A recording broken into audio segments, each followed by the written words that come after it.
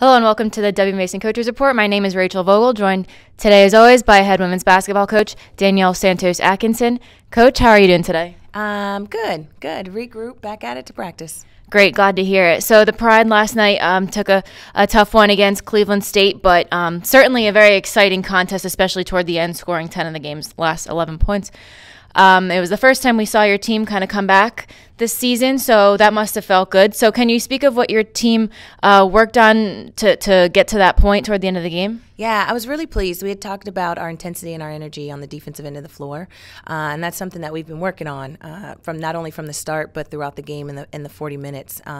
Seeing the team get down by almost about 20 or more so points, and then having them come back with that, something we've been working on in practice and just keeping that level of intensity and that energy, and they did that, and that showed in their comeback.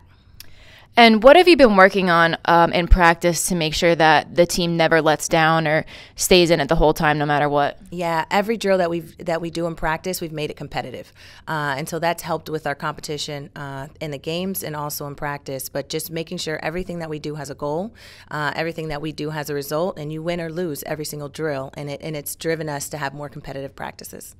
And talking about last night, we had a couple players step up once again.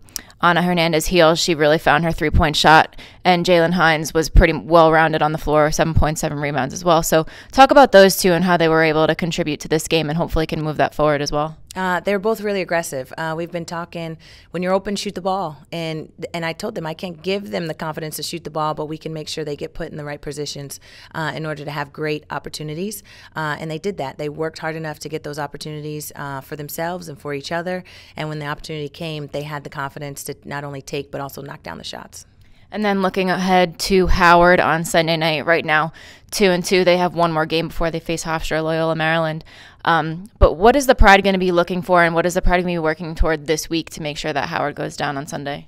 For us, again, it's going to happen on the defensive end. So we've got to make sure we continue to get stops, but then also offensively executing.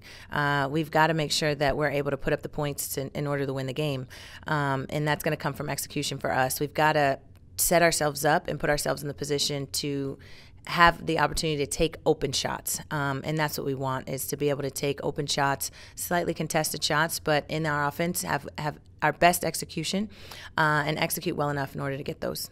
And as I mentioned, the game is next Sunday, kind of an extended break between the two games before conference action is in the far view mirror, but it's really coming around the corner. So do you view this week-long break as more of an advantage for your team to rest early on? Yes, I think it's great. Not only rest, but also gives us the opportunity to put some things in and to be able to work on some things. When you have games back to back to back, a lot of it is working on yourself, but also working on prep for the next game. So this gives us a couple practices to fine-tune some of the things that we have in, but also introduce some new things on the offensive and defensive sides of the floor. Okay, Coach. Well, once again, it's been a work in progress so far, but congratulations on the effort last night. I know I mentioned that was something that we really enjoyed to see, but thank you for taking the time to join me today, and I wish you all the best of luck next Sunday against Howard. Thank you. And thank you for watching the WBB Mason Coaches Report on GoHofstra.com.